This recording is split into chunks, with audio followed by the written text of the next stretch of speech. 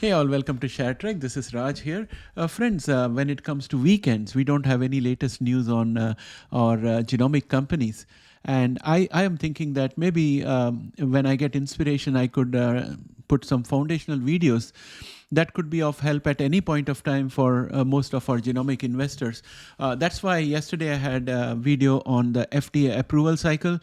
So whenever you hear any term like a BLA application or IND application and phase 1 trial or phase B trial or priority review, you can just go back to that video and you'd be able to understand exactly what it means and how long it should take and so on. So that in the same vein, today I want to talk to you about the crucial understanding that we need to have with regard to ethical implication associated with rapid advancement in genomics. And the reason why we have to understand it not only is from the point of view of being a good citizen or a good human, but also from the point of view of the potential legal landmines that a company might encounter, and that can have an impact on the valuation of the company. So whether you're altruistic and whether you're going to be a good person or whether you're going to be a very hard-nosed bean-counting investor, in both cases, it's very important for you to understand the ethical implications associated with rapid advancements in genomics. And in the video today, we're going to explore the concerns surrounding privacy, genetic discrimination, informed contents, etc. And you will also learn as investigator how we can navigate the ethical considerations when making investment decisions in the genomic industry.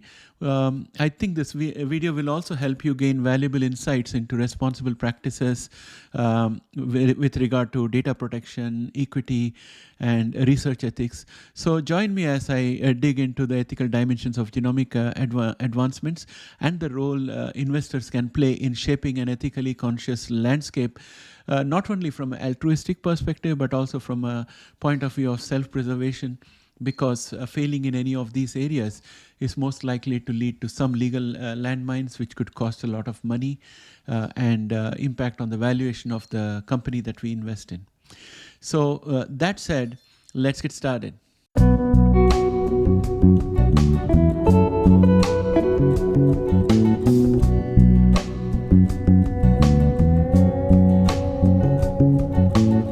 Welcome back, friends.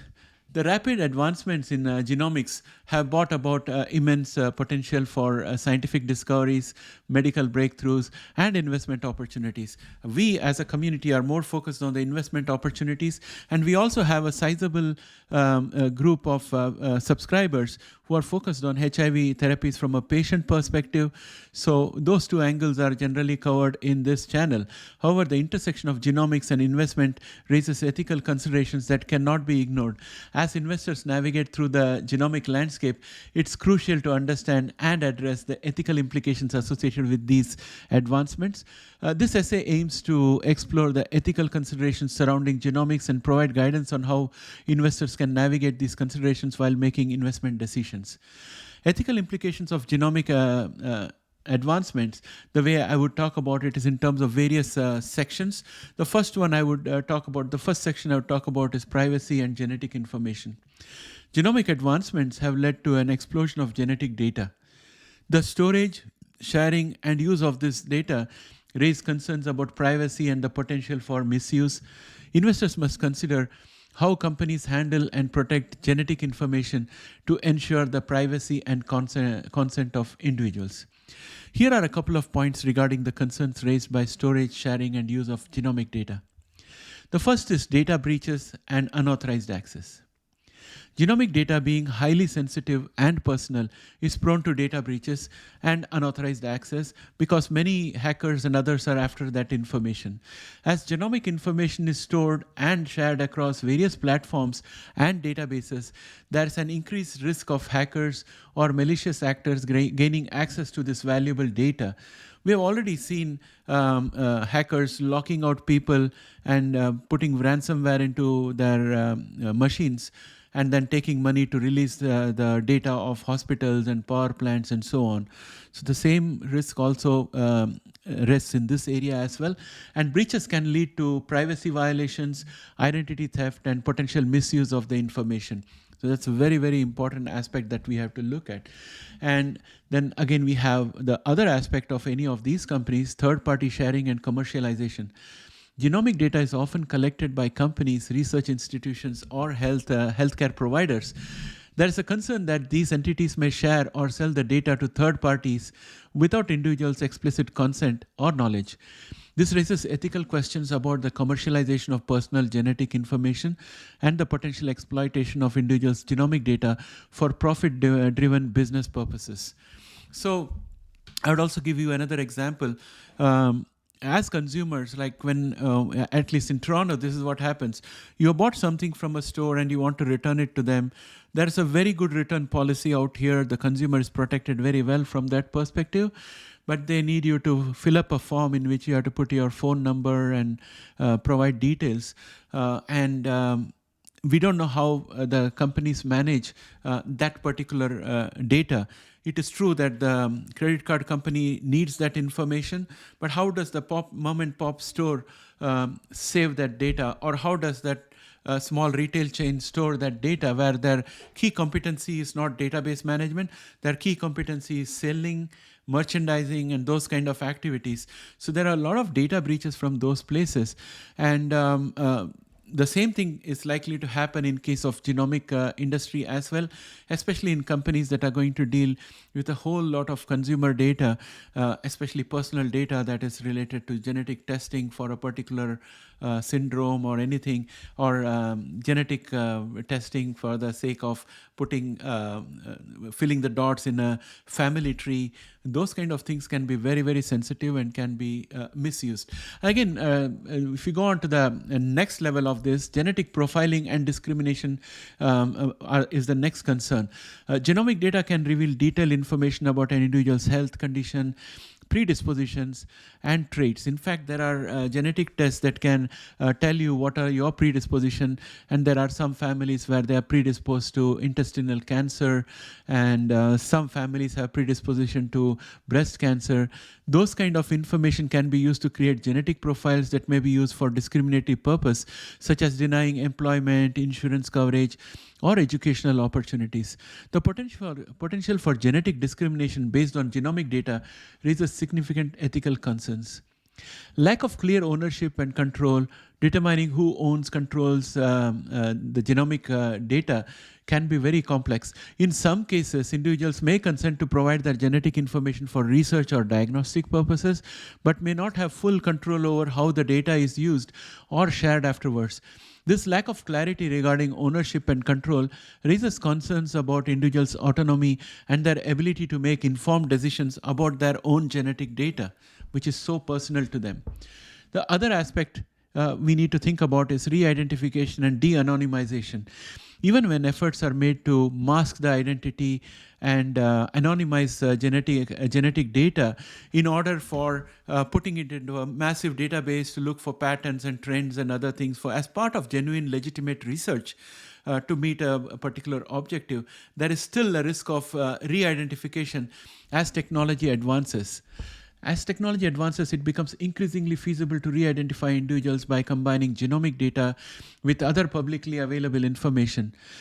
Re-identification raises privacy concerns and underscores the need for robust security measures to protect individuals' identities and ensure the confidentiality of their genomic data. And ethical use in research and commercial ventures is the next big bucket. The use of genomic data in research and commercial ventures must adhere to ethical principles. There is a need for transparency, informed consent, and proper governance to ensure that individual data is used responsibly and for legitimate purposes. Lack of ethical oversight in research or commercial activities involving genomic data can lead to breaches of privacy, exploitation, or misuse of the data. These points highlight the concerns surrounding the storage, sharing, and use of genomic data and emphasize the importance of robust privacy measures, informed consent, and ethical practices to safeguard individuals' privacy and prevent potential misuse. And then we have a very interesting area, genetic discrimination. Genomic information can reveal predisposition to certain diseases or conditions. The fear of genetic discrimination, such as denial of insurance coverage or employment opportunities, become a significant ethical concern. Investors should assess how companies address and mitigate these risks to protect individuals from unfair treatment. The famous science fiction movie based on genetic discrimination is Gattaca. It was released in 1997. So those of you who have access to Gattaca can have a look at that movie, check Netflix and other places where you might find it. So it's a futuristic world in which privileged people are the only ones who get to be in a space program. And those who are selected for space programs are checked genetically. And they are all genetically engineered individuals who are absolutely perfect in terms of reflex and everything. So there are a couple of people who fake their genetic identity and get into the program. So that's what Gattaca is about. Just have a look at that movie. It will give you an idea of what to anticipate in this area going forward. Now, I'd like to elaborate a little more on informed consent and genetic testing. As genetic testing is becoming increasingly accessible and affordable, however, ensuring informed consent, proper counseling, and understanding of implication of genetic testing is very, very crucial. Investors should support companies that prioritize informed consent and responsible genetic testing practices. Informed consent and genetic testing raise several important concerns that need to be addressed in order to ensure ethical practices. Here are some key concerns surrounding informed consent and genetic testing. Understanding the implication is the very first part. Genetic testing can provide individuals with valuable information about their genetic predispositions, risks for certain disease, and potential health outcomes. However, the complexity of genetic information and its implications require individuals to have a thorough understanding of the benefits, limitations, and potential consequences of undergoing genetic testing. Concerns arise when individuals do not receive adequate counseling or educational resources to make informed decisions about testing. Psychological and emotional impact is the second aspect. Genetic testing results can have significant psychological and emotional impacts on individuals and their families. The potential for discovering disease risk or hereditary conditions can lead to anxiety, stress, or negative emotional outcomes. Informed consent should include discussions around the potential psychological consequences of genetic testing, as well as access to appropriate support services or counseling for individuals who may need them. Confidentiality and privacy is another area. Genetic testing involves the sharing of highly personalized and sensitive information. Individuals must have confidence that their genetic data will be kept confidential and protected from unauthorized access forever. Concerns arise when the privacy and security measures surrounding genetic testing are inadequate, potentially leading to breaches of confidentiality and unauthorized use of genetic information by third parties or rogue parties. Secondary findings. Genetic testing may reveal unexpected or incidental findings unrelated to the initial purpose of testing. Informed consent should address the potential for such findings and provide individuals with options on how they want these secondary findings to be handled. The ethical dilemma lies in balancing the duty to inform individuals about significant health risks versus the potential of causing undue anxiety or burdening individuals with information that they may not wish to receive. Now, in this case, there could be issues regarding to paternity. Maybe an individual is not related to the family the way they thought they were. So those kind of things can come up which are highly sensitive.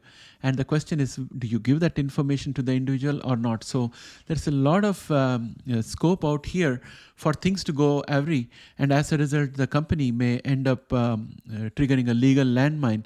And then there can be sanctions against the company or a lot of expenses involved in protecting the company from claims. So those things can happen. And from the perspective of the individual consumer who has come to the company for services, they may also suffer a lot of personal setbacks, and it can, in fact, cause upheaval in their own personal lives. So those considerations have to be kept in mind.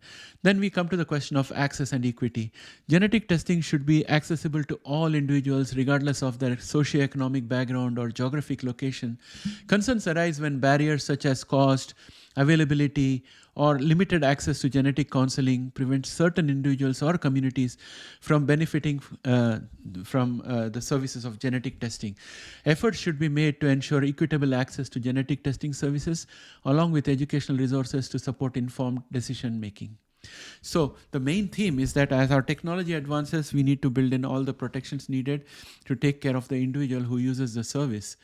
And if a corporation fails to take care of those measures, then the corporation is going to be liable and will be penalized. That is the investor perspective. And from a patient perspective, the customer who comes to the corporation could have significant impact on their own mental well-being and their social and familial well-being. Then we come to the question of commercialization and direct-to-consumer testing. The rise of direct-to-consumer genetic testing services raises concern about the quality, accuracy, and reliability of results, as well as the extent of informed consent. Some companies may prioritize profit over the provision of comprehensive information and counseling, potentially leading to misleading or incomplete understanding of genetic test results. Addressing these concerns requires comprehensive informed consent process that provide individuals with accurate and understandable information about genetic testing.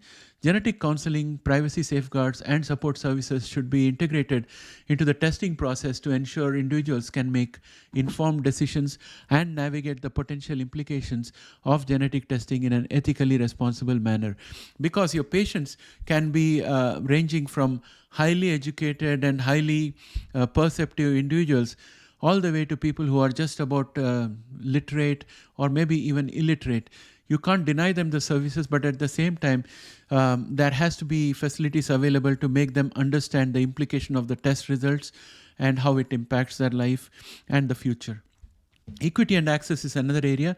Genomic enhancements have the potential to exacerbate existing health disparities. Unequal access to genetic testing, treatment, and therapies can widen the gap between those who can afford them and those who cannot. Investors should consider supporting companies that work towards equitable access and affordability, ensuring that genomic benefits are accessible to all. And anything that promotes inequality in the society is later on likely to destabilize the society in general and create smaller market pockets for future business. And then we look at research ethics and data sharing as a separate bucket, in which genomic research relies heavily on data sharing and collaboration between entities, research groups, and corporations. However, issues such as ownership, intellectual property rights, and the protection of research participants' rights can arise. Investors should evaluate companies' commitment to ethical research practices and responsible data sharing. Now, before I proceed from this responsible data sharing, just remember what happened with Cambridge Analytica and the Facebook data. Those kind of things can happen even in the area of genomics, so we have to be absolutely careful about this, because there will always be unscrupulous actors who would like to take whatever advantages they can in order to make a quick buck. Then we come to the question of navigating ethical considerations for genomic investments. As a summary, I would say that due diligence has to be taken prior to making investments in genomic companies. Investors should conduct thorough due diligence. This includes accessing a company's ethical policies, data protection practices, and commitment to privacy, consent, and responsible research. Engage in shareholder activism, so investors can use their influence to advocate for ethical practices within genomic companies. By engaging in shareholder activism, investors can encourage companies to prioritize ethical consideration, transparency, and responsible behavior. Me, on my part, as a genomic investor, I'm doing this YouTube video to bring these concepts to you. At this point of time, all these concepts are not fully baked into our corporate structure for genomic investments, because many genomic companies do not have separate sections on their website for all these areas. But slowly and steadily, all these things will start to come into corporate websites in genomic companies. And we as shareholders should be aware and look for this, because when you look at the lawmakers, most of the lawmakers are behind the curve when it comes to genomics or when it comes to nanotechnology or artificial intelligence. And even now they are struggling with social media, and they have not been able to bring legislation in a proactive manner to stabilize the social media landscape and to stabilize the society. So in the absence of all those things, it's a great responsibility for us as shareholders to guide the corporation by letting them know that we are not just looking at money, but we are also looking at a little bit of ethical consideration and looking at making sure everything is equitable for the society going forward. And then we have to support ethical guidelines and standards by supporting industry-wide initiatives and guidelines that promote ethical behavior in genomics. This includes endorsing and encouraging adherence to established standards for privacy, informed consent, data sharing, and equitable access. And finally, promoting public awareness and education is another thing that we can do. As investors, we can play a role in promoting public awareness and education about genomics and its ethical implications by supporting initiatives that aim to educate the public on genetic testing, privacy concerns, and equitable access, which can foster a more informed and ethically conscious society, so that even from the consumer side, they are more aware when they engage a genomic company for services. In conclusion, I'll just like to summarize by saying that as genomics continues to advance, investors must navigate the ethical considerations associated with genomic investments, which are privacy, genetic discrimination, informed consent, equity, and research ethics are among the key concerns that need to be addressed. At this point of time, most of our genomic companies have not yet released products, but then there are also some companies which have done. For example, if you look at Invitae, they have got a whole lot of products out there. And we have other companies which have come with CAR-T therapies. But companies like the ones which do genomic testing for genealogy or for diagnosing disease and others, criminal organizations like the FBI and others may access them to get information about any person who has taken their service without their consent. So all those things are possible. I'm not saying that criminals deserve a right to escape the reach of law, but what I'm saying is that there's a whole lot of things that need to be thought about, and the consumer needs to be educated so that they know what they are getting into before they take any services from genomic companies. And as a shareholder, we have to promote those kind of education and activism in supporting ethical guidelines and promoting public awareness. And so basically, if you look at most of the genomic companies we have in our portfolio, my video today may seem a bit far-fetched, like it's like utopia, but unless you aim for something, you don't go anywhere. If we as investors become mindless drones just looking at swing trading or looking at putting an option and shorting the stock, taking the money, moving to another company and so on, then we are incentivizing the CEOs of genomic companies to focus purely on profits at any cost. And when we do that, we are doing a very, very, very big mistake, because of their priority of focusing on profits and keeping the share price high. They will have to cut corners. And some of the corners that can be easily cut are the ones which won't be apparent right now, but which will come to hit us at a later time. And those of us who would be unfortunate to hold the shares of the company at that point of time will feel the burnt of the whole thing. So if we want a successful and thriving genomic investment playing field, and successful genomic companies, we have to be a responsible stakeholder. As a shareholder, we have to play our part. We have to educate ourselves. And this was my small way of bringing all this information across to you. In future, I'll make smaller videos on each of these aspects so that we can dwell on them, and we'll try to correlate them to various genomic companies in our watch list. And when we vote as a shareholder, we can definitely make a difference.